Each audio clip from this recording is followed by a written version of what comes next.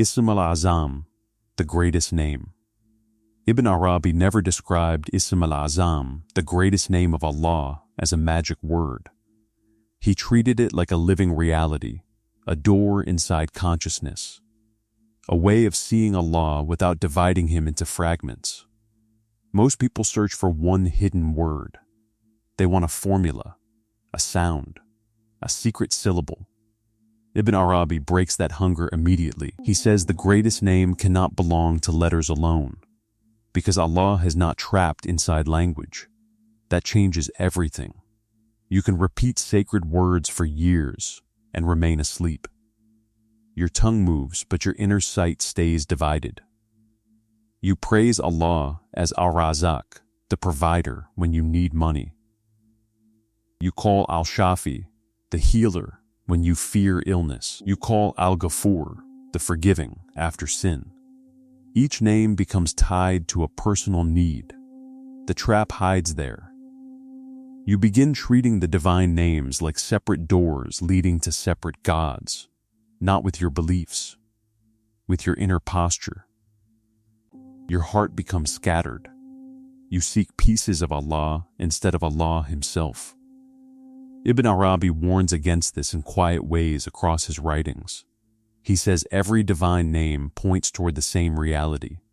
The names differ only through your limited perception. Mercy, power, beauty, justice, patience, majesty. These are not separate beings. They are faces of one endless presence. The greatest name is the point where separation collapses. A person near this station stops calling Allah only during need. Prayer changes shape completely. They begin seeing every moment as an encounter with one living source. Joy no longer distracts them from Allah. Pain no longer hides Allah from them. Success does not inflate them. Loss does not break them. They become inwardly gathered. You can recognize people trapped before this stage easily. Their faith rises and falls with conditions.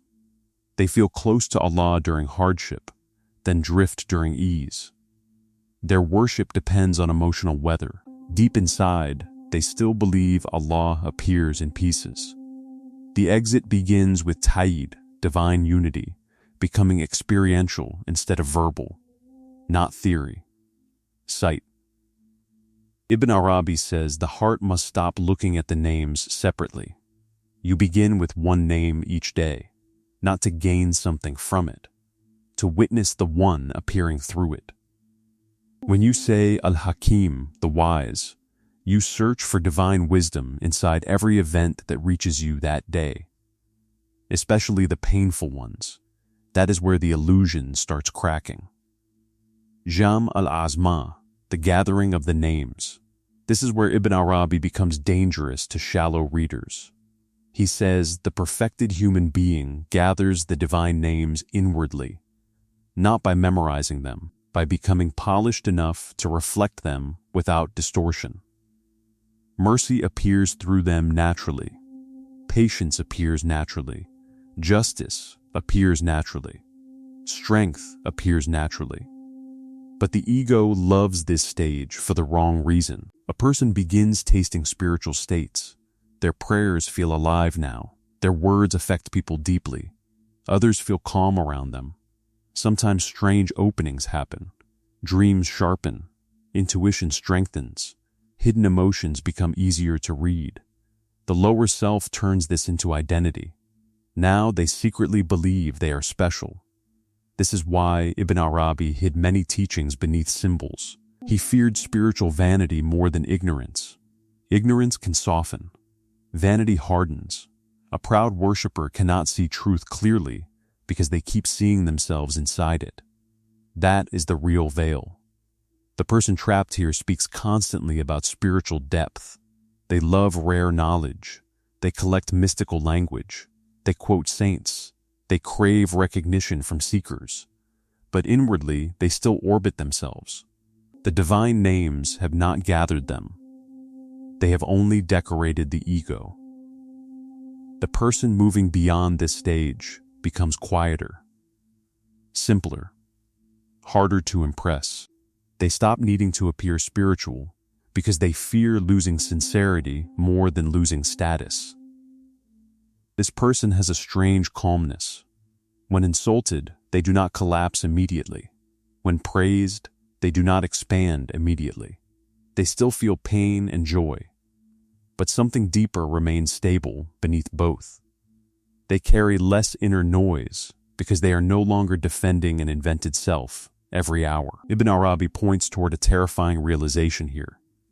The greatest name does not merely reveal Allah to you, it reveals you to yourself, completely. Many seekers want divine openings. Few want complete exposure, because once the names begin gathering inwardly, hidden motives rise with them. You start noticing how much worship was tied to image, how much kindness expected return, how much humility secretly wanted admiration. The mirror becomes unbearable for some people. That is why many stop here, not because the path is false, because truth becomes too personal. But Ibn Arabi says the hidden key still lies deeper, much deeper. The greatest name is not only about unity, it is about annihilation, and most people never notice where he concealed that final step. Fana al-Ism, the annihilation of the name. Ibn Arabi hides this teaching between scattered lines because language breaks near it. At first you remember Allah through the divine names. Then the names gather into unity. But eventually, even the names begin dissolving. Not because they are false, because your dependence on forms becomes too small for what is opening. This frightens many seekers. They think losing attachment to the names means disrespect. Ibn Arabi means something deeper. He means the heart stops clinging even to spiritual concepts. You no longer experience Allah through isolated meanings alone. Presence becomes immediate, like sunlight entering a room before you notice the window. A person nearing this station changes inwardly in painful ways. Old emotional dramas weaken. Their hunger for attention fades slowly. They stop performing wisdom. Silence becomes sweeter than display. People around them often misunderstand them now. The ego cannot survive without constant reflection. It needs reactions. It needs conflict. It needs comparison. But this seeker begins losing taste for those games. They still speak and work and live normally, yet inwardly something has fallen quiet. The trap here becomes very subtle. Some seekers become addicted to emptiness itself. They withdraw from people completely. They reject ordinary life. They treat coldness as purity. They believe spiritual depth means emotional distance. Ibn Arabi rejects this. He never describes the perfected servant as emotionally dead. Quite the opposite. The closer someone comes to Allah, the softer they become toward creation. Their presence feels safe. Children relax near them. Angry people calm down around them. They carry gravity without harshness, because real fana, annihilation, destroys arrogance, not humanity. You can recognize someone trapped before this station. They still need others to confirm their spiritual worth. Criticism ruins their peace. Being ignored secretly wounds them. Their identity still feeds on visibility. The exit comes through ruthless sincerity. You begin watching your reactions carefully, especially small reactions. Jealousy, defensiveness, hidden competition, the urge to mention your worship indirectly, the urge to appear deep instead of becoming honest. This is where the path becomes lonely, not because Allah leaves you, because illusions leave you. Surah al-Huruf, the secret of the letters. Here Ibn Arabi begins hiding clues inside symbols, letters, and strange patterns. Many readers become obsessed with decoding them outwardly. They search diagrams, numerical systems, hidden formulas. They think the secret lives inside complicated structures. Sometimes that obsession becomes spiritual greed wearing holy clothes. Ibn Arabi uses symbols because ordinary speech cannot carry certain truths directly. But he also uses them as protection. He knows impatient readers will chase outer mysteries while missing the inner transformation required to understand them. The lock is moral before intellectual. A corrupt heart cannot hold sacred knowledge safely. It twists everything toward ego, power, or superiority. That is why Ibn Arabi constantly ties spiritual insight to purification, not performance. Purification. The letters matter because creation itself speaks. Every event becomes a letter. Every loss becomes a sentence. Every encounter carries meaning. The world stops feeling random. Not because you become paranoid or superstitious, because you begin sensing divine intention flowing beneath appearances. This changes how you suffer. Before this stage, pain feels meaningless. You ask, why is this happening to me? After this stage, another question appears. What is this moment revealing about my distance from Allah? That question changes a person permanently. The seeker here becomes deeply awake to patterns within themselves. They notice which sins darken the heart fastest, which environments weaken remembrance, which conversations increase vanity, which desires quietly steal inner clarity. Most people never study themselves this honestly. The trap here is symbolic intoxication. A seeker begins seeing signs everywhere, but forgets obedience. They chase hidden meanings while neglecting prayer, character, and service. They become fascinated with mysteries, yet impatient with ordinary responsibilities. Ibn Arabi cuts through this illusion sharply. If spiritual knowledge does not make you more truthful, it is harming you. That sentence alone destroys countless fantasies. The person leaving this stage becomes balanced. They appreciate hidden meanings, but stay rooted in worship. They do not need dramatic experiences daily.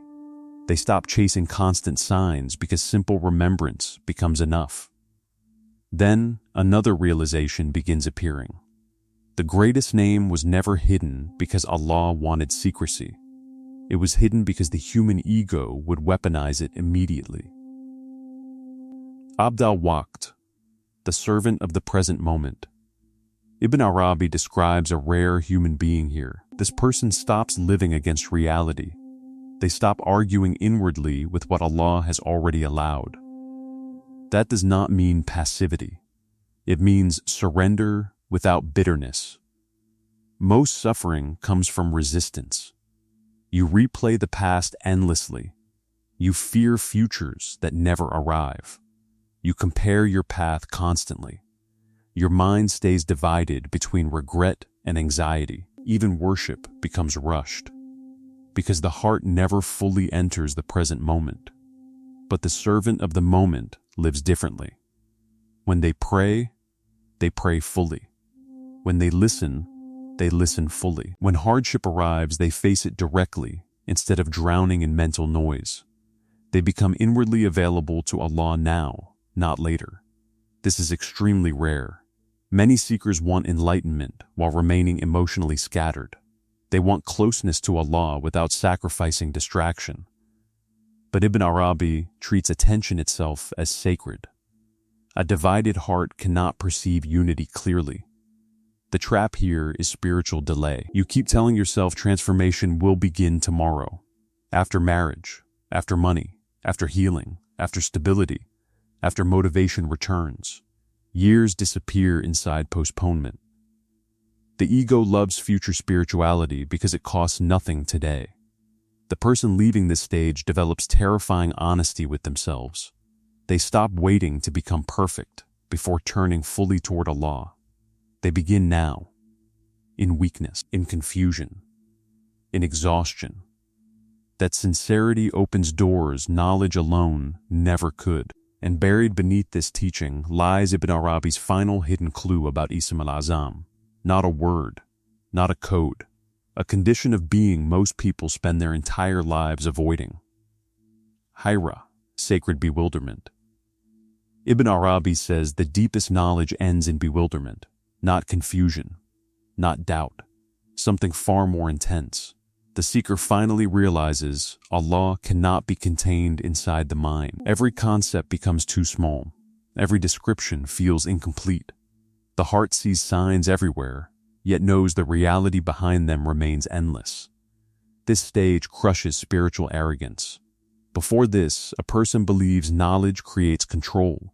They think enough study will make existence predictable. But sacred bewilderment breaks that illusion. You stop standing above reality as an observer. You stand inside it, overwhelmed by divine vastness. And strangely, peace begins there. The person entering this station becomes softer in argument, less eager to dominate discussions, less obsessed with proving superiority. They no longer need certainty about every hidden matter because awe has replaced performance. Many never reach this stage because the trap appears noble. The ego wants final answers more than living truth. It wants closure, a system, a complete map. But Ibn Arabi keeps dissolving certainty because Allah is not an object your mind can master. That realization humiliates the lower self. You begin noticing how often religion became identity instead of surrender, how often knowledge became armor, how often debate replaced remembrance. Some seekers spend decades defending Islam publicly while remaining strangers to Allah privately. Sacred bewilderment exposes that split. A person here still follows revelation carefully. They still pray, fast, and obey. But now obedience carries tenderness instead of pride. Worship stops feeling like self-display. It becomes intimacy. This changes how they treat people too. They become harder to offend because they are less trapped inside self-importance. They stop needing victory in every interaction. Mercy rises naturally because they remember their own blindness constantly. The exit from this stage comes through trust, not blind trust. Surrender born from witnessing. You stop demanding that Allah explain every pain immediately. You stop treating unanswered questions like betrayal. You continue walking even while mystery remains. That is real strength. Insan al-Kamil, the complete human being. This is the human Ibn Arabi quietly points toward across all his writings. Not a superhero, not a miracle worker, not someone floating above ordinary life. The complete human being looks surprisingly normal from the outside. But being near them changes you. They carry inward unity. Their heart no longer fractures between different masks. They do not become one person during worship and another during desire. One person in public and another in private. What you see outwardly matches what they fight for inwardly. That integrity has weight. This person remembers Allah constantly without pretending perfection. They still feel sadness, fatigue, temptation, anger. But those emotions no longer own them completely. Something deeper governs their movement now. You feel safe near such people, not because they flatter you, because they are free from the hunger to use you. Their kindness carries no hidden transaction. Their attention feels clean. Even their silence teaches something. Ibn Arabi says the complete human reflects the divine names harmoniously. Mercy does not destroy justice. Strength does not destroy tenderness. Humility does not destroy dignity. Balance appears naturally. Most people remain fragmented instead. One part wants Allah. Another part wants applause. One part seeks truth. Another part protects ego. One part craves sincerity. Another part performs spirituality constantly. That inner war exhausts the soul. The trap before completion is subtle spiritual ownership. A seeker begins believing their wisdom belongs to them. Their patience belongs to them. Their closeness belongs to them. Hidden pride returns through the back door. Then dryness comes again. Ibn Arabi warns repeatedly that Allah sometimes removes spiritual sweetness to protect sincerity. If worship only continues during emotional highs, love was never pure. The complete servant worships through sweetness and absence both. That is maturity. And here, the final hidden pattern appears clearly. The greatest name is not possessed. It possesses you. You do not master it like a tool. You become emptied enough for divine unity to move through you without distortion. The secret was never hidden inside rare manuscripts alone. It was hidden inside purification, surrender, sincerity, and inward unification. Most readers search the pages while avoiding the transformation required to understand them. That is why the secret remained hidden in plain sight. The human Ibn Arabi points toward does not impress you immediately. They may own little, speak simply, live quietly. But after leaving them, you notice your heart feels less divided. You remember Allah more naturally. Your thoughts slow down. Your hunger for performance weakens. They carry presence instead of image. This person does not chase constant spiritual stimulation. They do not need everyone to see their worship. Their peace survives praise and criticism both. They can sit alone without panic, because their worth no longer depends on human attention. That is freedom many people never taste. And strangely, they become more useful to others after losing obsession with themselves. Their words heal because they are no longer trying to dominate. Their prayers carry weight because they rise from sincerity instead of display. They remind you of Allah without forcing it. You can recognize where you stand on this path through uncomfortable signs. Do you remember Allah only when life hurts badly? Do you secretly treat certain divine names like tools for personal gain instead of windows into divine unity? Do you feel wounded when your worship goes unseen? Do you speak more about spiritual ideas than you practice quietly? Do you crave hidden knowledge while neglecting ordinary obedience? Do you postpone sincerity until life becomes easier? Do you feel panic when left alone without distraction? Do you hunger to appear deep more than to become truthful? These questions matter because the ego survives through concealment. It hides inside good actions. It hides inside religious language. It even hides inside humility sometimes. Ibn Arabi forces the mirror closer. A person trapped in outward religion fears losing status. A person moving toward Allah fears losing sincerity. Those are completely different lives. The first person measures faith through appearance. The second measures faith through honesty before Allah when nobody watches. That distinction changes everything. You can also recognize spiritual fragmentation through smaller daily reactions. Notice how quickly irritation controls your speech. Notice how often your mind seeks admiration after doing something good. Notice how deeply criticism affects your peace. Notice whether silence feels nourishing or unbearable.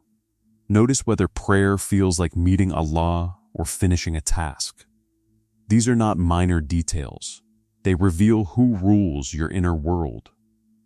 The fragmented self constantly seeks confirmation from creation. The gathered heart seeks nearness to Allah instead. One life creates endless exhaustion.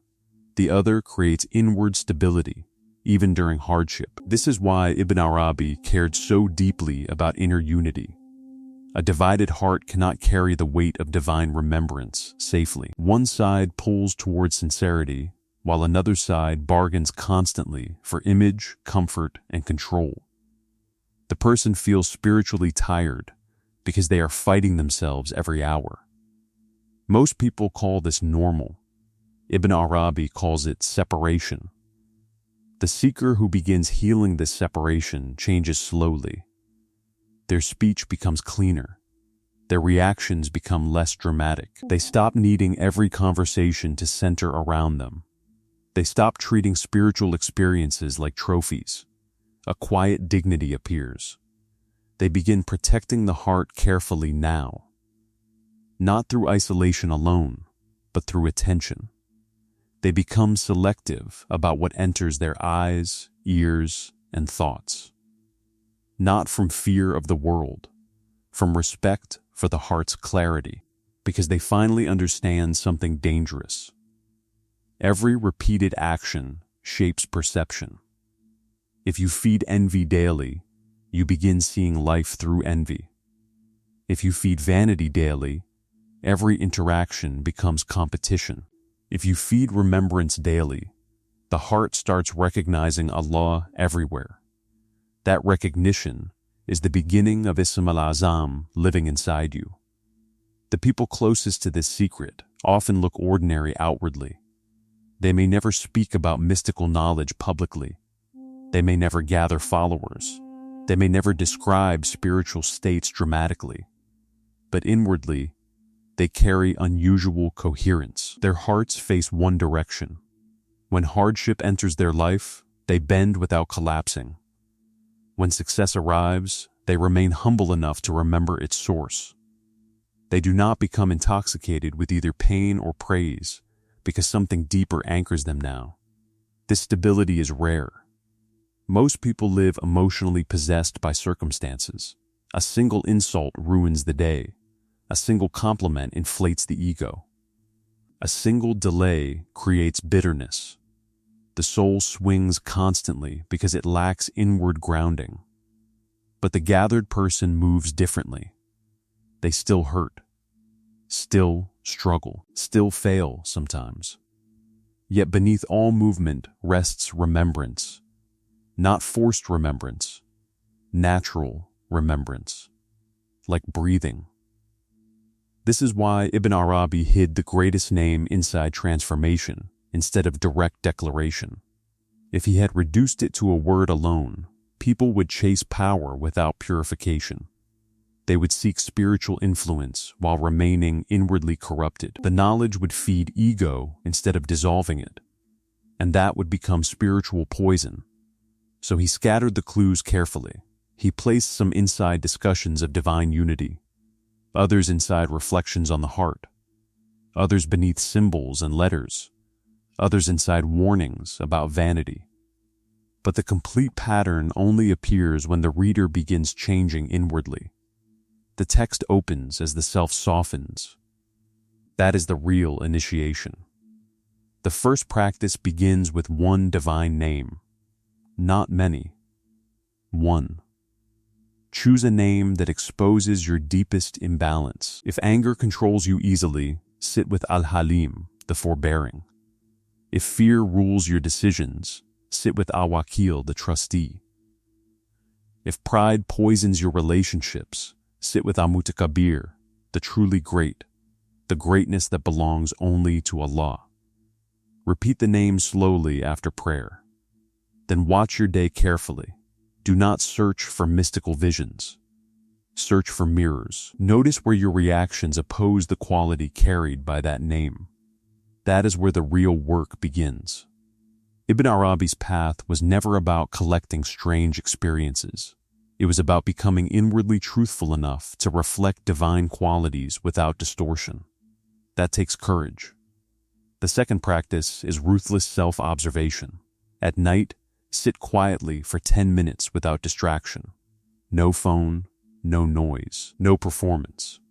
Ask yourself one question only. What secretly controlled me today besides Allah? Do not answer quickly. Sometimes the answer is praise, sometimes fear, sometimes lust, sometimes resentment, sometimes the need to appear important, sometimes the hunger to win every conversation. Most people never ask this honestly. But Ibn Arabi's writings constantly push the seeker toward muhasabah, inner accounting, not to create shame, to create sight. You cannot purify what you refuse to see clearly. The ego survives through vagueness. Precise honesty weakens it. The third practice is hidden worship. Do one act each day that nobody knows about. Keep it secret completely if possible. A quiet prayer, small charity, a sincere dua for someone who hurt you, reading Quran alone at night, feeding someone without posting it, helping someone without claiming moral superiority afterward. This practice cuts directly into vanity, The lower self feeds on witnesses constantly. It wants spiritual identity more than spiritual surrender. Secret worship starves that hunger slowly. It teaches the heart to seek Allah instead of applause. That shift changes a person deeply. Over time, remembrance stops feeling forced.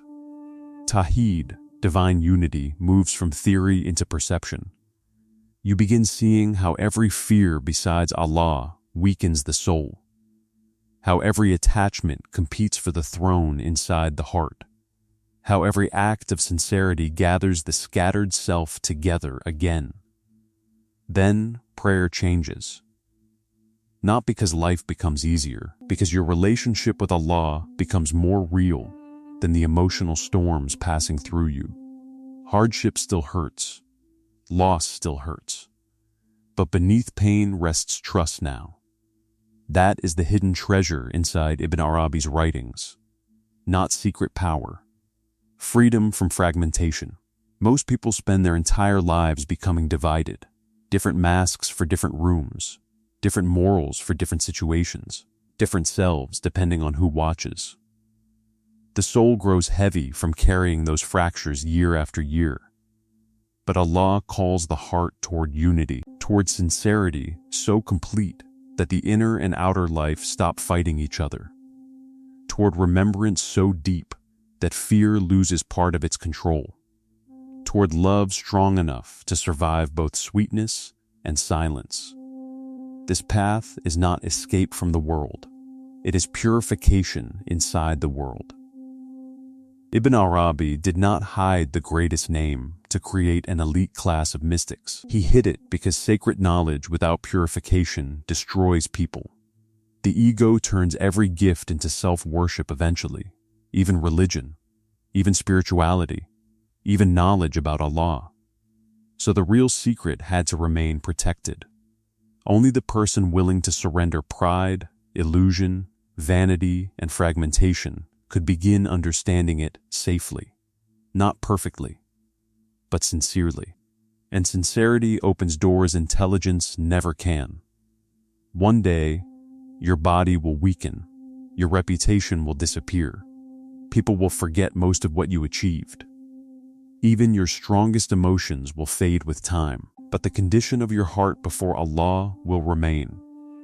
That is the only wealth crossing the grave intact. So the real question was never whether you discovered the hidden word of Ismul-Azam.